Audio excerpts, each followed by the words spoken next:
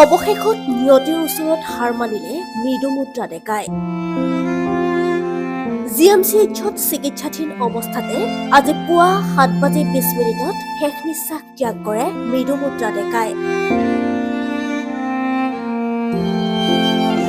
ৰাজ্যজুৰি কঁপাই যোৱা নলবাৰী হত্যাকাণ্ডৰ ৰজ আলীৰ আক্ৰমণত আহত হৈছিল মৃদুমুদ্ৰা। যোৱা 31 মে তাৰিখে নলবাৰীত ৰাজ্য জোকাৰি যোৱা এক হত্যাকাণ্ডৰ ঘটনা সংঘটিত হৈছিল। প্ৰেম প্ৰত্যাখ্যানৰ বাবে ৰজ আলী নামৰ এটা পাখণ্ডই উপৰ্যুপৰি আক্ৰমণ কৰিছিল মৃদুমুদ্ৰা ডেকা আৰু মৃদুমুদ্ৰাৰ সম্বন্ধীয় ভাতৃ মাধুৰ্য বৰ্মনক। ঘটনাস্থলীতে মৃত্যুক আঁকোৱালি লৈছিল মৃদুমুদ্ৰাৰ সম্বন্ধীয় ভাতৃ মাধুৰ্য বৰ্মনে। ততাতৈয়াকৈ GMCHত চিকিৎসাৰ বাবে ভৰ্তি কৰোৱা হয় মৃদুমুদ্ৰা ডেকাক।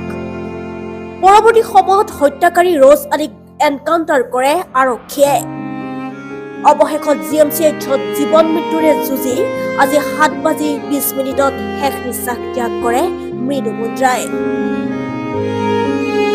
আৰু এই শোকাবহ ঘটনাক লৈ অঞ্চলজুৰি বিয়পিছে শোকৰ ছাঁ। 8টামান বজাত গম পাইছো।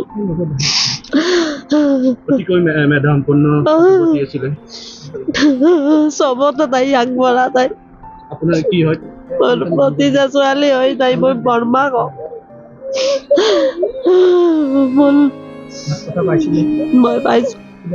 এইকেইদিনৰ ভিতৰত কিবা কৈছিল? নাই নাই, মই এইকেইদিন যোৱা নাই, মই প্ৰথমতে গলো। প্ৰথমতে কিবা কৈছিল নে আৰু কোনোবা থকা বুলি কৈছিল নে ৰজ আলীৰ উপৰি? নাই, মই ইমান সোধা নহল। তাই তাৰমানে ভাবছো আমি ভাল হৈ আহক, তাইক সেইটোৱে কামনা কৰিছো, তাইক মানসিকভাৱে সুস্থ কৰি ৰাখিবৰ কাৰণে। আমি একো তাইক মানে প্ৰেছাৰ কৰা নাছিলো। মাজতে বহুখিনি সুস্থ হৈছিল। কেতিয়া গম পালে যে আৰু সুস্থ হৈছে? তৃতীয় অপাৰেশ্যনটো কৰাৰ পিছত, ছেকেণ্ড বাৰ অপাৰেশ্যন কৰাৰ এটা পিঠিৰ অপাৰেশ্যনটোৱে 2বাৰ কৰিছিল।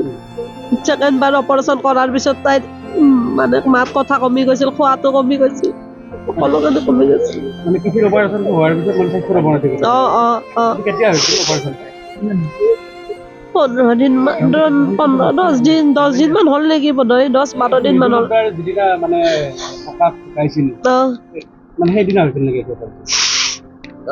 হৈ বোধহয়, মই ইমান মনত নাই, সেইখিনি সময়তে হৈছিল, সেইখিনি সময়তে হৈছিল। News desk, Asia news Assam north east.